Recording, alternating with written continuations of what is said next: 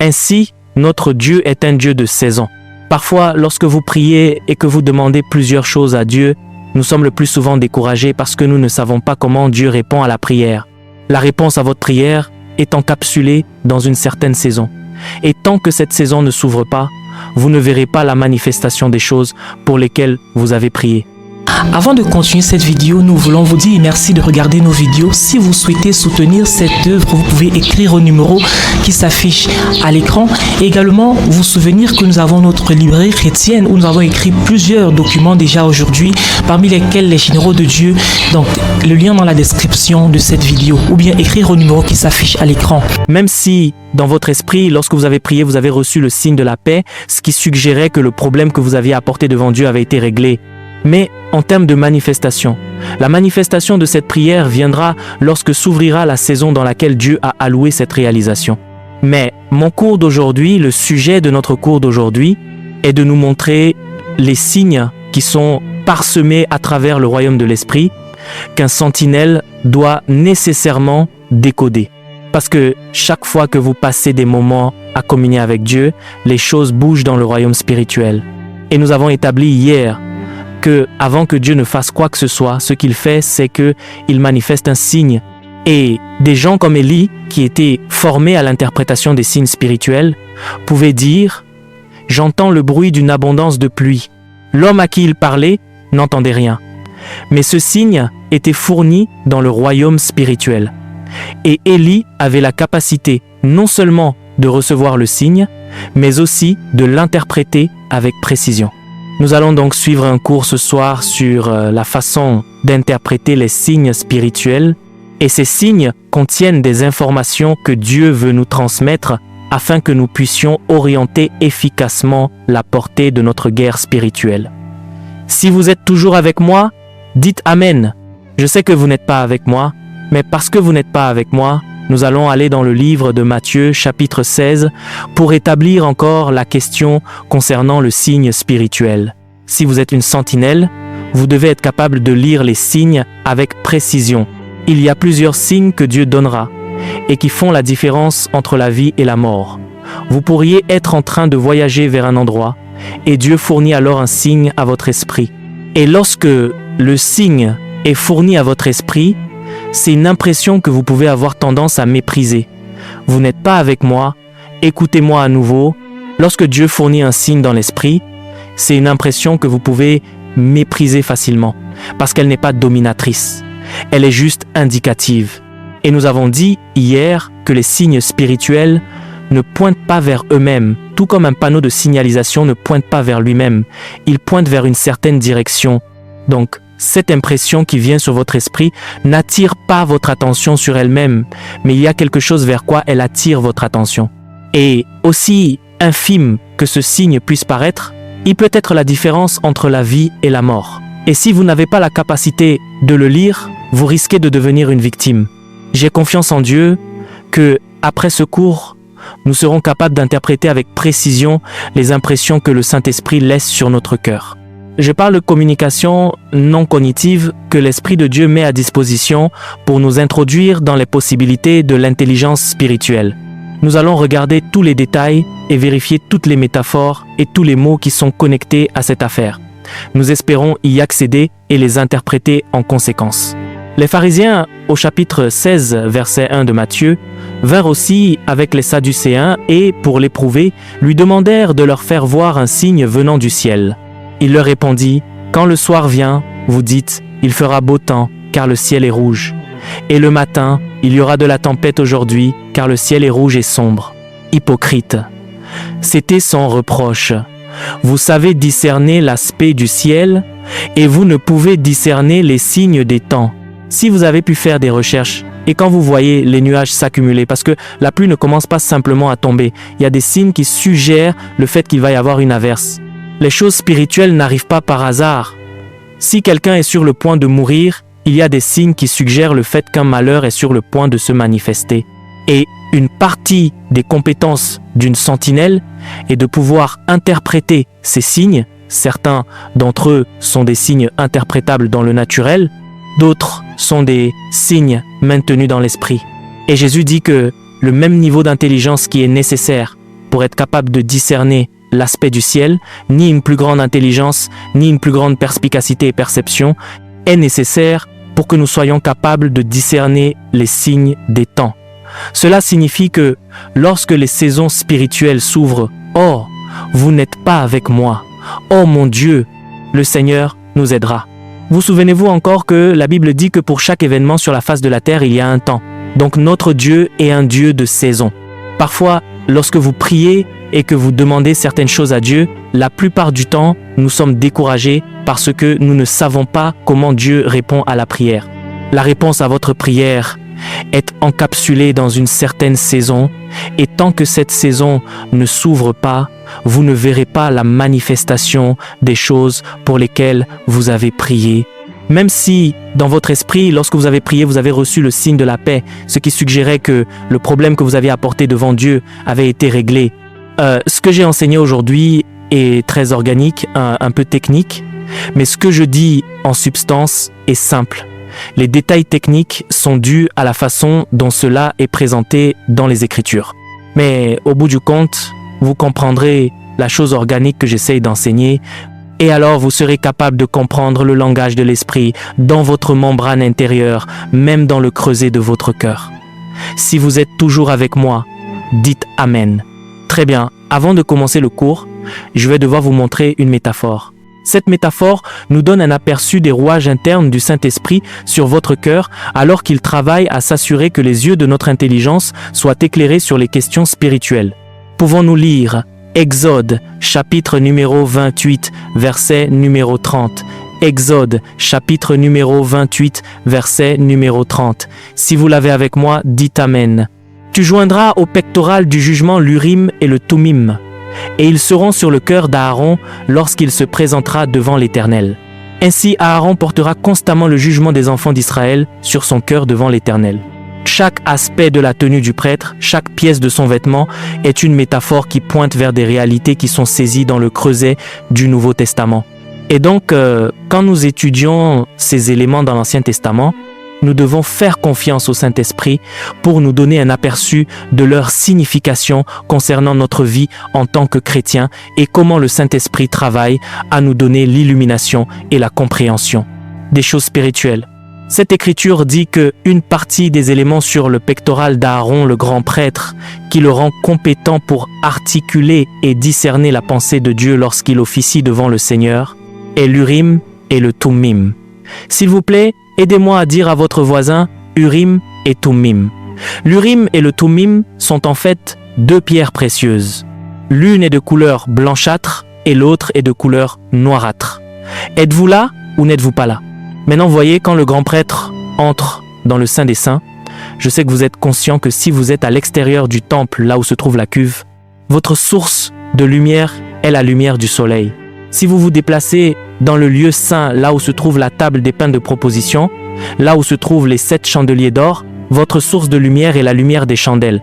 Lorsque vous vous déplacez dans le Saint des Saints, là où se trouve l'arche de l'Alliance, les tables de pierre, votre source de lumière est l'illumination de la Shekinah. Donc, si nous disons que le grand prêtre porte sur son cœur l'Urim et le Thummim et qui entre dans la présence de Dieu pour officier devant lui, ce qui se passe, c'est que lorsque la gloire de la Shekinah vient, elle tombe sur ces deux pierres. Êtes-vous avec moi? Ils ne sont pas avec moi. Elle va tomber sur ces deux pierres. Et si la pierre blanchâtre commence à briller, cela signifie que Dieu dit oui. Si la pierre noirâtre commence à briller, cela signifie que Dieu dit non. Ainsi, le prêtre peut poser une question à Dieu. Et puis soudain, la lumière de la Shekinah projette une illumination sur la pierre. Et cela devient la blanche. Il a donc obtenu la réponse à sa question. Comprenez-vous cela? Maintenant, je dis que cette forme de sensation qui permet au grand prêtre de connaître la pensée de Dieu illustre ce qui est accessible dans votre homme spirituel maintenant. En fait, le nom dans le Nouveau Testament pour la fonction de l'Urim et du Thummim est ce que nous appelons le témoignage intérieur. Quelqu'un peut-il m'aider à dire à son voisin qu'il existe une chose appelée le témoignage intérieur? Je veux donc définir le témoignage intérieur avant que nous ne commencions à entrer dans les détails. Le témoignage intérieur est une sensation spirituelle dans notre homme spirituel. On l'appelle normalement l'onction intérieure. Je pense que j'ai besoin d'une écriture pour vous montrer ce qu'est l'onction intérieure, alors nous comprendrons le témoignage intérieur plus adéquatement. Et j'utiliserai plusieurs écritures pour nous montrer quand il y a eu un témoignage intérieur dans la vie de Jésus et ce en quoi le témoignage intérieur s'est traduit. Vous voyez, êtes-vous là? Nous avons dit qu'un signe ne pointe pas vers lui-même, mais qu'un signe pointe vers quelque chose d'autre. Et donc, si Dieu vous donne un signe, le signe pourrait être une perte de paix, mais vous voyez, la perte de paix ne pointe pas vers elle-même. La perte de paix a une signification. Et nous avons dit hier que vous avez besoin de l'esprit de sagesse et de révélation dans sa connaissance. C'est l'esprit de révélation qui vous a permis de ressentir la perte de paix. Le Saint-Esprit tente de capter votre attention. Mais si vous voulez connaître la signification de la perte de paix, alors vous devrez employer l'esprit de sagesse pour démêler le tout et le mystère derrière le témoignage intérieur, afin que vous puissiez comprendre les informations précises vers lesquelles il attire votre attention. Est-ce clair? Nous allons donc prendre quelques écritures et vous allez le voir. Mais j'ai besoin d'expliquer ce qu'est l'onction intérieure. L'Urim et le Thummim se traduisent par ce que nous appelons le témoignage intérieur. Et un autre nom pour le témoignage intérieur est l'onction intérieure. La manifestation de cette onction intérieure produit la sensation que nous appelons le témoignage intérieur. Et l'écriture qui établit l'onction intérieure est dans le premier livre de Jean, chapitre numéro 2. Si vous y êtes, tournez vers le premier livre de Jean, chapitre numéro 2, alors que nous examinons l'onction intérieure. Si vous êtes une sentinelle, vous ne jouez pas avec les mouvements de Dieu au sein de la membrane de votre esprit. Les choses dont Dieu vous fait prendre conscience par le Saint-Esprit, les activations, la façon dont le Saint-Esprit à l'intérieur de vous ressent une question, sont censées fournir des informations à la sentinelle et lui faire savoir quand se tenir debout, quand s'asseoir, quand s'éloigner et quand courir. Premier livre de Jean, chapitre 2, verset 27, juste pour expliquer ce que nous entendons par l'onction intérieure. Êtes-vous toujours avec moi? J'attends de vous que lorsque nous venons pour les cours, vous veniez avec du matériel d'écriture. Vous prenez les notes du cours et vous y revenez. Vous relisez les notes et vous priez sur le contenu de ce qui a été transmis afin de pouvoir traduire l'impact au-delà des pages de notes. Vous voulez vous transformer, passer du statut de personne qui prend des notes à celui de participant. Vous y parvenez dans le lieu de la prière, ayant pleinement compris le contenu de ce qui vous a été transmis. Alléluia. Vous pouvez venir à un cours comme celui-ci et vous écouter ce que l'enseignant dit. Et c'est très intelligent, très merveilleux, et cela n'ajoutera aucune valeur à votre vie. À mon âge, c'est pas ce que je veux. À mon âge, je veux un modèle hybride de croissance spirituelle, oh mon Dieu, qui me projettera au cœur même des œuvres de Dieu pour ma génération. En attendant, il ne faut pas une éternité à Dieu pour faire ce qui est éternel. Ce n'est donc pas basé sur le temps, c'est basé sur l'intelligence spirituelle. Je prie pour que Dieu ouvre la porte et vous introduise dans le lieu où la sagesse demeure. Au nom de Jésus-Christ. Très bien. Il a dit, pour vous, l'onction que vous avez reçue de lui demeure en vous, et vous n'avez pas besoin qu'on vous enseigne.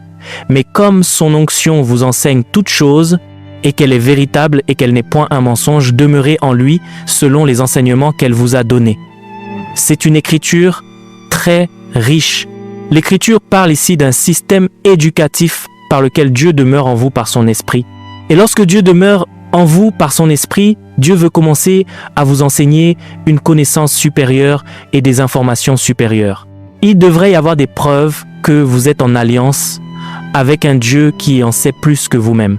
Et une partie de ce que Dieu met en place pour vous élever et améliorer vos possibilités est que l'onction en vous est structurée pour vous offrir un enseignement. Vous voyez la raison pour laquelle nous sommes allés à l'université. Combien d'entre vous se souviennent pourquoi nous sommes allés à l'université? Vous en souvenez-vous encore? C'est parce que nous ne savons rien. Nous y sommes allés pour recevoir un enseignement. Et quand vous y êtes allés, vous étiez humble parce que les personnes qui vous enseignaient étaient des professeurs. Elles étaient vastes en connaissances. S'ils se fâchent, vous perdez. Si vous-même vous vous fâchez, vous perdez. L'humilité est donc conseillé. Êtes-vous là? Vous voyez, la personnalité dont je parle n'est pas un professeur, c'est Dieu. Et Dieu, à travers l'onction intérieure, veut commencer à vous enseigner. Il y a un système éducatif que Dieu veut lancer dans votre cœur pour vous élever. Vous ne savez peut-être pas à quel point vous êtes ignorant. En fait, la façon dont la Bible parle de votre ignorance utilise le mot infirmité. Cela signifie que vous êtes malade. Et votre maladie de l'ignorance est une terrible affliction. La Bible dit que l'Esprit nous aide dans nos faiblesses, car nous ne savons pas.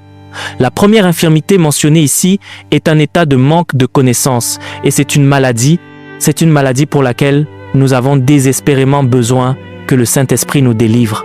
Et l'onction intérieure, qui est l'action du témoignage intérieur, est un système que Dieu a mis en place pour nous éclairer selon la perspective de Dieu. Et quand vous êtes ainsi éclairé, d'accord, il donne un aperçu de l'onction. Il a dit, cette onction est vérité. Vous voyez, la vérité n'est pas un énoncé de fait. La vérité est en réalité une personnalité. La vérité, c'est le Saint-Esprit. Êtes-vous avec moi? Nous ne parlons pas de dire la vérité ou de parler de la vérité.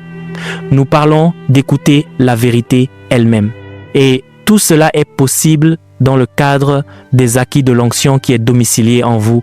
C'est grâce à cette onction que j'ai su que ma femme était celle que je devais épouser. La connaissance que vous tirez de cette onction, il n'y a aucun laboratoire où vous pouvez l'amener pour la vérifier. C'est ce que nous appelons la connaissance par révélation. Elle est révélée à l'intérieur de votre cœur. L'enseignant est la vérité elle-même. Et dans la voix de l'enseignant, ce que la Bible dit, c'est qu'il n'y a pas de mensonge. Cela signifie que vous pouvez lui faire confiance. J'ai donc fait confiance quand l'enseignant a parlé de ma femme, et c'est un parcours de 14 ans aujourd'hui, je peux vous dire qu'il avait raison. Dans le parcours de la vie, vous devrez faire confiance à quelqu'un. Tout comme les gens ont fait confiance à Satan, d'autres ont fait confiance à la chair. D'autres encore ont fait confiance à un mensonge.